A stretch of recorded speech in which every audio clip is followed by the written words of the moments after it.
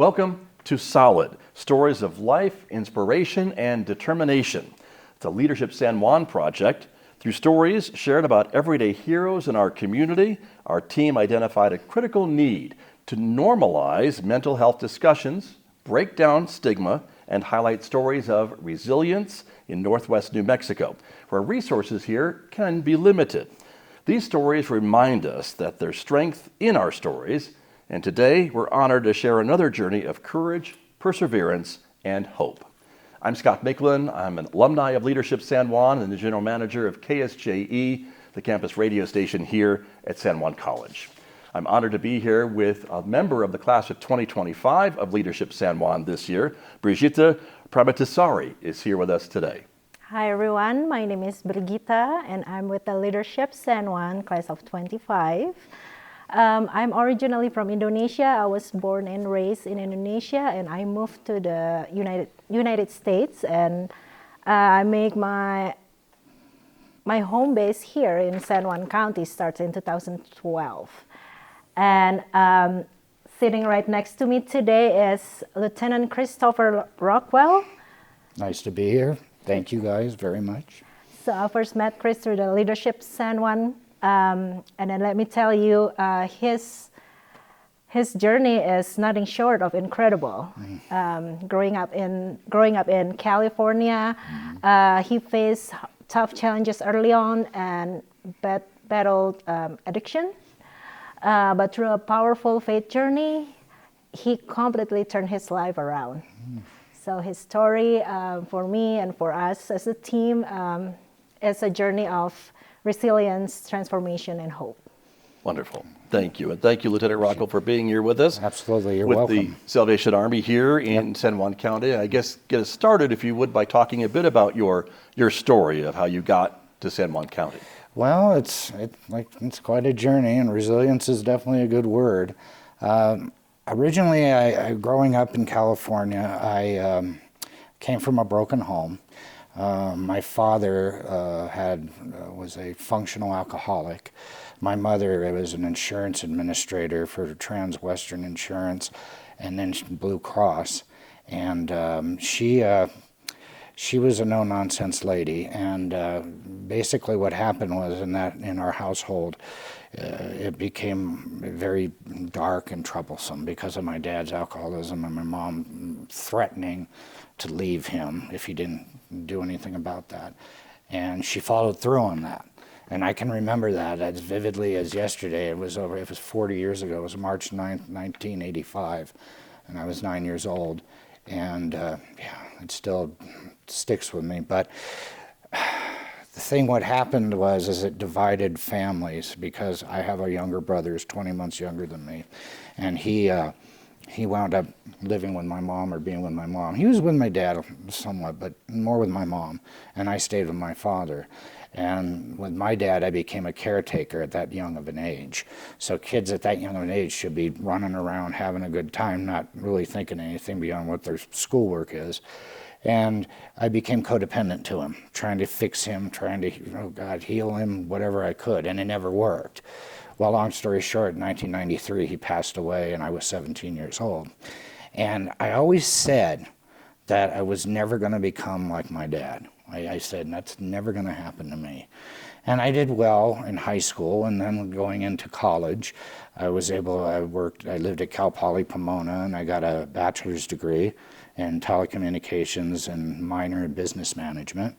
And things were good. I had a good crowd that I was hanging out with. We were very encouraging, and it was all good. Then, this was at the end of the 90s, so the tech boom was going on, and the internet had just really started to blossom.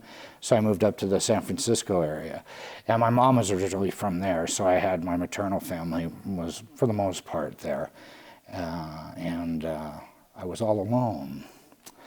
And when trouble started to happen, when things started to get stressful, images started to come into my head of my father and all the emotional abuse. My father was never physically abusive, but emotionally abusive, and all that. And it scared me to death. It's like, why am I having these thoughts right now?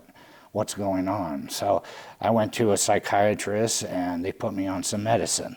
Well, that medicine felt pretty good.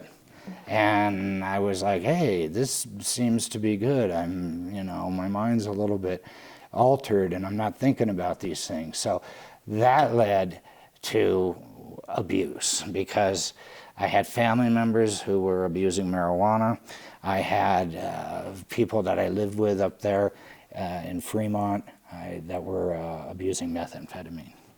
And so I wound up doing all that. I just started doing everything I could. And, at first it was fun, but every time, as time went on, I wanted more and more of that. I was ignoring my responsibilities, just personal responsibilities. I was ignoring my work responsibilities. Long story short, that was in 1997, and we can fast forward all the way to 2011. And I'd gone through 4 jobs, and I moved from San Francisco area down to San Diego. But I thought by moving to a new geographic spot that I was going to be good. Well, there's that old saying, no matter where you go, there you are. And so I wound up just doing the same thing down there. And I tried many ways to stop. Kept doing the same thing to expect different results, which is insanity, the definition. And it got to 2011 and something remarkable, well, scary, but remarkable happened. I went back home for Thanksgiving, and home at this time where my mom lived in the Fresno area in Central California. And I went up there and we had Thanksgiving with the family. And then I decided I wanted to go back down to San Diego as soon as possible. That's because I wanted to, get high. And I told my mom, and my mom's like, why are you doing that? Why are you in such a rush? And I was like, I got to get down there. And she's like, okay, go. So I wound up leaving. And before I left, I took a cocktail of, it was like marijuana, Vicodin, and Xanax, and bad stuff. Right. And so together before I was going to drive 300 miles. And so I got in my car and then I left, and I don't remember anything except all of a sudden I was, a CHP officer, California Highway Patrol officer, was shining a light in my face. I'm like, where am I? I looked out my car, it was completely totaled. And the police officer told me, well, we got reports of you speeding through Bakersfield going 80 miles an hour on the freeway in and out. And this is where you are now. Have you had something to drink tonight? Well, that's when I realized, oh God, here it is. Everything crashed around me. And I decided to be honest, and I told him what I did, and I showed him where there were some drugs in the car. And the officer said, well, you're going to jail tonight. And I said, I put my hands around my neck. Yep, take me up, take me. They took me in Bakersfield, Kern County, downtown Kern County, in the jail. And that was my lowest point, I think, ever, having to lay on a jail floor, just feeling sorry for myself. And then I wound up getting out, and the good thing about my family, they never enabled me. They never were, oh, honey, you'll be all right coming back home and stuff. They never did that. My mom said, I called her to try to get help. Hey, Mom, I did this and I'm in trouble. She's like, you're an adult. My obligation with you ended when you turned 18. Tough love. Yeah, tough love. No, she said that. I love you, but I'm not going to rescue you. Yeah. And I called my uncle, my dad's brother, who was my surrogate father after my dad died. And he said to me, Chris, basically the same thing. But he said to me, Chris, I've tried to take you to church many times and tell you about the Lord. You've always said no. Maybe this God that you've been saying no to has a bigger plan for you and a bigger purpose. And I thought about, how did I drive 80 miles an hour going through, and Bakersfield's about 400,000 people. It's a big city. And going through that, crashing, and only have just a bruise on me. That couldn't have been by coincidence. And so that's when I got on my knees and I basically said, Lord, I'm yours, take me. I can't do this anymore, I need your help. That was the first part of my surrender to God. And it was a surrender in the mind, but not so much in the heart. And I wound up going back up to Fresno because the immediate family was still there.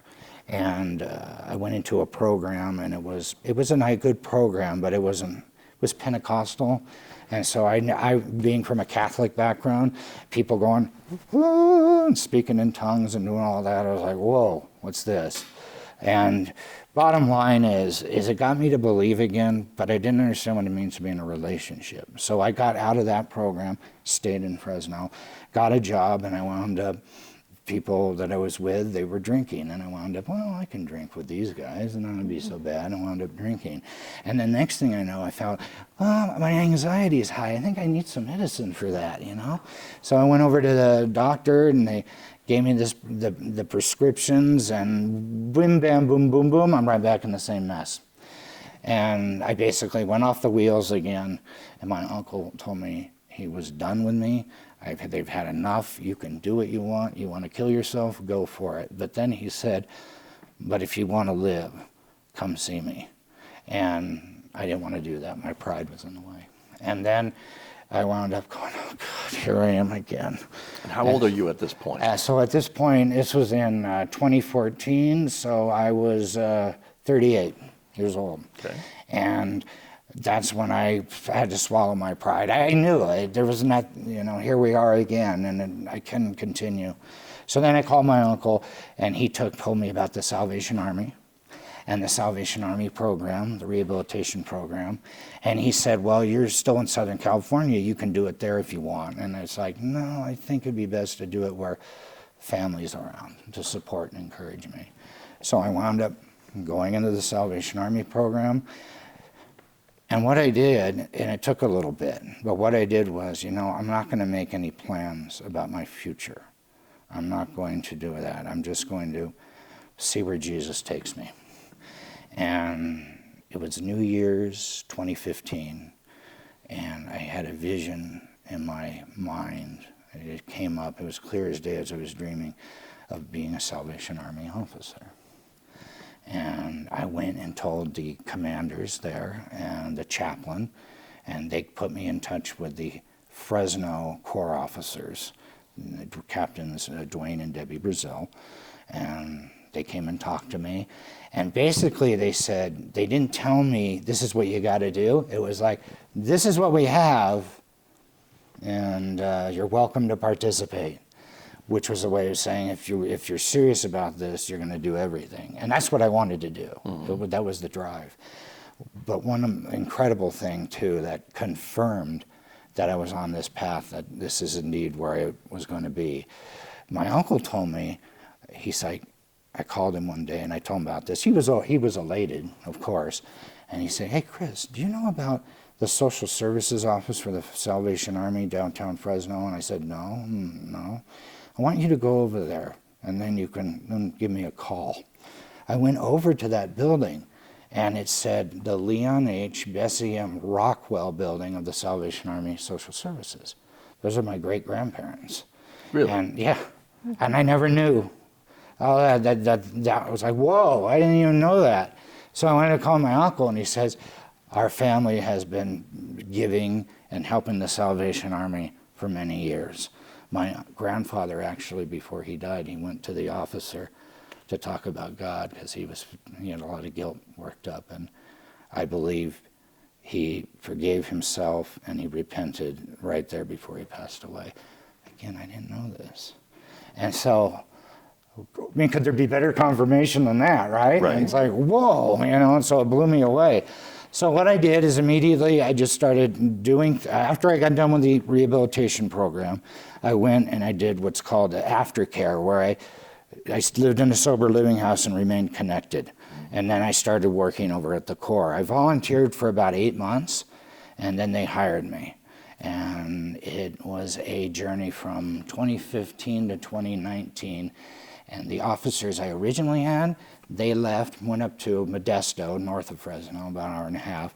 And then these new officers came in, and these were Majors Daniel and Carol Abella, and they were no-nonsense officers. And Major Danny says, you want to be an officer? And I said, that's what I've been called to do. He's like, we'll see, because I'm going to throw everything at you but the kitchen sink. Let's see how you handle it. And boy, did he. And he rode me like, he was a stern taskmaster. But everything he did was to show me what I would be facing. And he did it out of love, and he did it in a scriptural way. He didn't abuse me or anything. He did everything in a way that was going to show me just what a taffy puller I was going to be into. Long story, so in 2019, I was in Fresno, and that's the command centers in San Francisco for that region. I applied to become an officer, and after all this, they interviewed me. They had to pray on it, and long story short, I was accepted into the seminary, which is in LA. So I went back down to LA, went back into the old home base. And that was a 2-year program, and COVID hit. We were in the middle, 2020 COVID hits, and we became a session where 3/4 of our education was on Zoom and going to church on Zoom. I was like, I don't like Zoom, and I wanted to be back in the church, but I got through it, and I did well. I graduated with distinction, and then they said that you don't know where you're going when you graduate. They don't tell you where you're going to go. It's like right at the end, and everybody's guessing where I'm going to go. This is open up here in Chico. Oh, Hawaii's open. Oh, did you know Farmington's open? Well, don't talk about Farmington. Let's talk about Hawaii right here. That's over there. And so, anyway, as we were coming up on the stage, I noticed my session mates were going. One went to Northern California, one went to Idaho, one went to Hawaii, and I noticed Farmington was still left, and then they brought me up there, and they said, "You're going to Farmington, New Mexico." And I said, "Farmington, New Mexico?" Had you ever heard of Farmington, New Mexico before that moment? I'd seen it on a map. Okay. I remember we were doing geography, and here's New Mexico. Oh, there's Albuquerque and Roswell. Let me get there in the Four Corners, because all the 4 states, and that's nowhere else. Right. They're lining. There's Farmington. Oh, isn't that pretty? Thank you. So I was like, I didn't have any words, but I said, I knew God had brought me to here for a purpose. And it's funny, the officers who were my officers in Fresno initially were the officers now in Albuquerque. And so I flew out to Albuquerque, spent some time with them right before they retired, and I came to Farmington. And I got to tell you, when I first came to Farmington, it was like, wow, this is an interesting place. And I saw the rock, I felt like I was in a John Wayne movie living here. I still do, by the way. You've heard that, yeah, sure. I still do, by the way, like a Tom Mix silent Western. And I saw the rock from everything. And so that caught my attention immediately. You're not in Bakersfield anymore. Not in Bakersfield, no, not in California at all anymore. But the one thing that I was told, and I did not believe it because I thought it was a stereotype, they talked about the Indians and the alcoholism and all that. And I said, oh, that's in the movies. It can't be that bad. And then I came out here and went, oh my goodness, it is that bad. And that's where I believe God told me, time to roll up your sleeves and get busy. And one of the things I wanted to do here is I wanted to know as much about Farmington as I could and meet as many people as I could. And I embraced it here. And I said, this is where God wants me to be. So at first it became I want to learn to love it. I want to just be here and be enveloped by it. And it took some time, but not too long, because, and I think, Scott, you'll probably remember this, my first year here, our van got stolen full of $6,000 worth of toys at the East Walmart. Christmas time, wasn't it? Christmas time, yeah. It's 2 weeks before we were supposed to give out gifts. And I was like, to say I was flabbergasted would be an understatement. I was like, what in the heck? And immediately, a calm came over me, saying, don't worry, you'll be all right. Just take care of business, what you need to do. And that's when the beauty of this town came through. I met people I never would have imagined had I not, if this van hadn't been stolen, I wouldn't have known how long it would have taken me to know as many people as I got to know. But people came in giving us money, giving us gifts. Our thrift store, which was here when I got here, had closed in October of that year, 2021. And in December, because that was our staging where we were putting all the gifts, it looked like, Willy Wonka's factory in there, and with the gifts, and a combination of Willy Wonka and Santa Claus right there. All the And- stolen gifts were replaced and then some, and right? then some, and then some. As a matter of fact, I think we got almost, in this community, gave us about $100,000 through individual donations, and even more than that if you count the toys, the gift in kinds that they bought. So right there I said, oh, this is definitely the place for me. And I knew our Christmases probably wouldn't be on that level again, but the support that I've been given here, because I minister to these lost people, the people that are alcoholics who are right there on our property every day, and it's been a pleasure to minister to them, but frustrating because I can give them food, I can give them clothing, and I try to give them Jesus, but they got to accept Jesus and do what Jesus wants them to do. That's the rub, isn't it? And for all of us, because everybody really wants to do what they want to do. But I've seen lives changed. I've seen people who have come, and now they're trying their best to live a good life. And I have to add one more thing. This really puts the bow on the present here. The guy that stole our van came back to Farmington to apologize to me. Did he? Yes, he did. He came back to apologize for what he did. He did time in jail. He came back to apologize, and he regretted what he had done, and he wanted to make a difference. And so then I got him into the Albuquerque program, because Albuquerque's got a rehab. It's run by the Corps. It's not run by a command in LA. It's run right with the Albuquerque Citadel.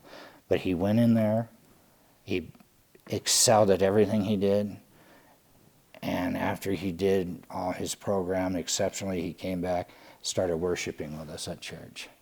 Amazing. And I was like, boy, how God works. Right. Yeah.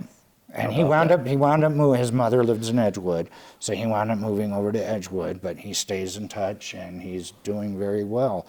So stories like that are priceless. And it tells me that I'm where I need to be and why I need to be here and what my vision is for this place. So, and I would think it tells you too about the work that you do that is so important and life-changing for these individuals, even if you maybe don't see it right away. Yeah, and the thing is not taking it for granted, because I can do that some days. I get up and, here we go again, go through the rigmarole.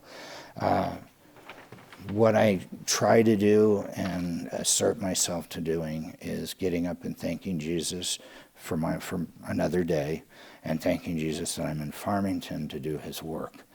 Because what I would love to see here is what we have in Albuquerque, this rehabilitation program. I would love to see that here, where we could run it long-term, 6 months minimum, but it could go up to 18 months. And guys doing, after they graduate, and ladies too, doing sober living and seeing counselors and going to AA or Celebrate Recovery meetings. Right. That's what I would love to see.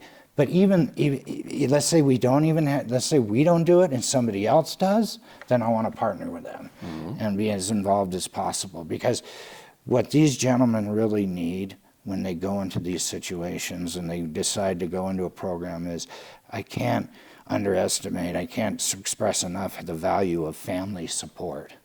Because I had that in California. Right. And these guys, they go down to Albuquerque, and it's hard for their families to get down there. And they're not really from there. It's the big city, and it's like, and they want to go, and they come back to Farmington.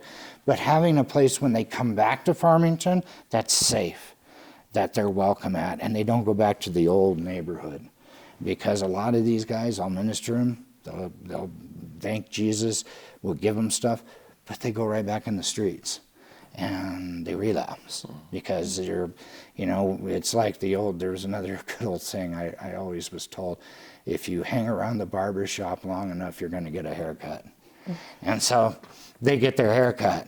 But I would like to see a safe place where they can go to, and a community that's going to support them and nurture them in their recovery, so they become independent for themselves, their families, but faith-based, Christians believing in God, Or let's say if they're of another faith, fine. As long as they're making each day to not drink or not drug and to do something that's going to benefit all of us here in Northwest New Mexico. Sure. So that's your wish list. That's my wish list. Right? Okay. But I got to add something. This community, when I first got here, everybody seemed kind of disconnected, discombobulated. Now we have like 100% San Juan. We have these groups that are coming together. Megan Cullop having the navigation center that she's doing, and people. So people are on the same page now, and they understand the need, and that is huge because, like I said, that's in the short time, 4 years I've been here, and that's going on. So the sky's the limit, and with people who have the heart and want to see change and make it happen, it's going to happen. And I want to be here too to see that. And that's why when I've been asked, do you want them, because as an officer, you move around, and this is my first appointment, and they've said to me, do you want to leave Farmington? I said, no. I said, what I'm doing here in Farmington is what I've been wanting to do wherever I'm at. It's that ministry, and we have it here. And we're on the precipice, I believe, of something big here and happening in the recovery community. So, I like to be here, and if God will let me stay here, I told God, if you want, please let me stay in Farmington, or as long as you'll let me, because there's a lot of work still to be done. You certainly have built momentum, it sounds like to me, with the Salvation Army and the other partnerships that you are making with these other organizations that we see, as you mentioned, some of those groups. I wanted to ask you though too. You mentioned some of the folks that you are serving, those lost folks that you deal with on a day-to-day basis. And I guess, do you see in them a little bit of young Chris when you were maybe unfocused and wondering what was next for you? Absolutely. Do you? I do, because, the difference is that, they leave the res and go into Farmington because we're wet here and the res is dry, and then they stay out here. For the alcohol, yes, exactly. But I do, because I wanted to just get away from the home base and do my own thing, and I didn't care what anybody else thought. It was like, this is what I'm doing. I could have cared less. My mother reminded me of that. She says, you know how much hurt you caused us? Because you were so selfish. And we knew what you were doing. Moms know. Families know. My brother knew. We knew what you were doing, but we couldn't change you. You had to get to a point where you had nothing left. And a lot of these guys get to that point where they just have nothing left. And I want them to know that they're welcome and they have a safe place at the Salvation Army Farmington. We're here to help, but we're not here to fix. Right. God does the fixing. Jesus does the fixing. We're here just to help. And I've seen guys who are getting help. They help us with volunteering around the building. They help us with church service. I do see the young Chris, and I see some things that I didn't really have, and that was because I wasn't around it. These guys are around the church. I wasn't doing my thing around any church, and so I never had any of that outreach come. So, these guys have that advantage because they're right here. Right. And so I want them to just make sure they're aware of it. But again, it's like I tell them, you have a decision to make.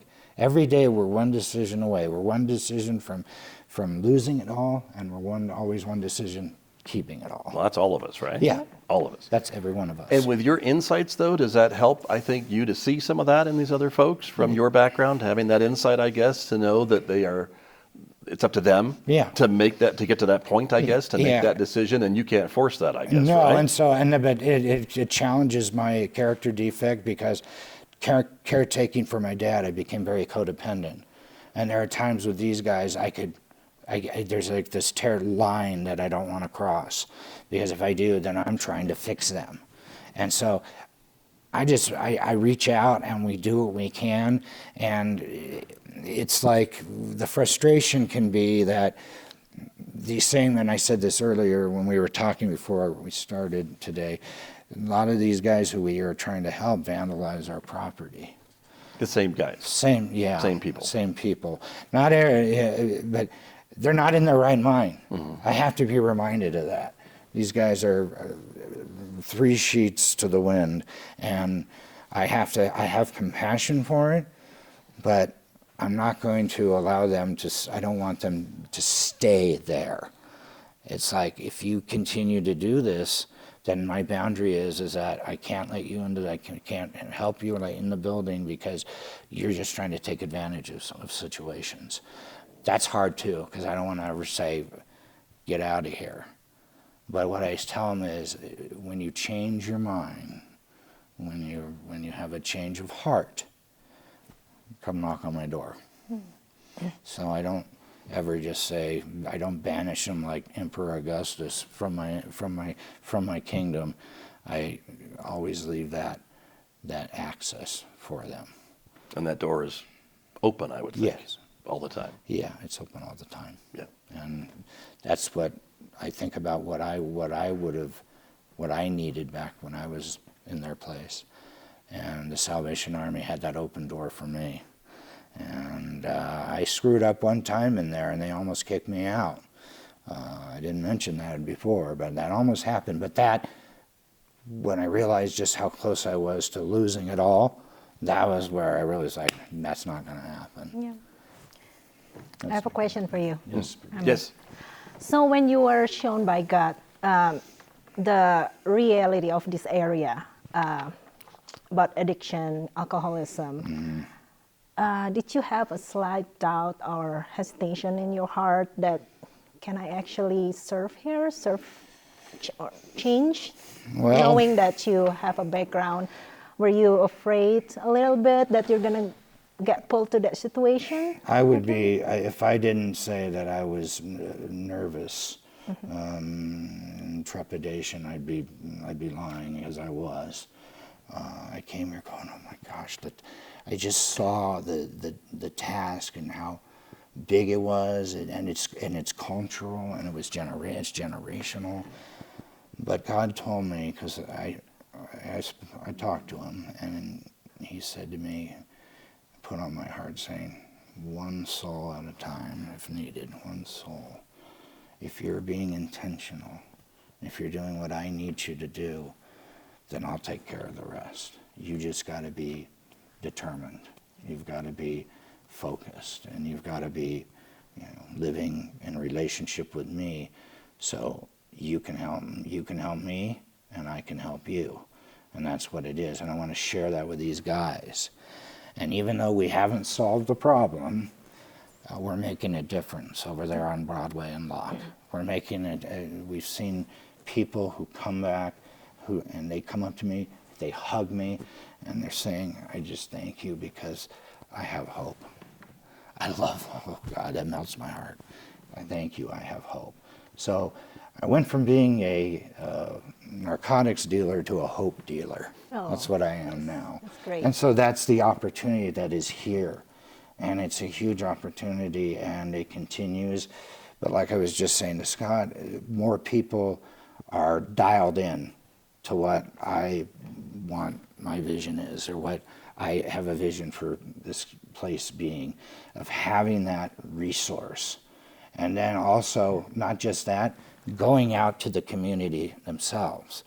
Right. I stay intentional with that. I go out to the different chapter houses, and during the Angel Tree, which is our toy drive, and during Thanksgiving, where we do it at the Civic Center, I specifically target that community. And that has definitely built some trust. Because before they were very hesitant about Salvation Army, not so sure. Now they call us, and we do things together, and that partnership is beyond anything that I could have imagined happening. But it happened by just keeping on doing what I'm doing and being available and intentional and flexible. Right.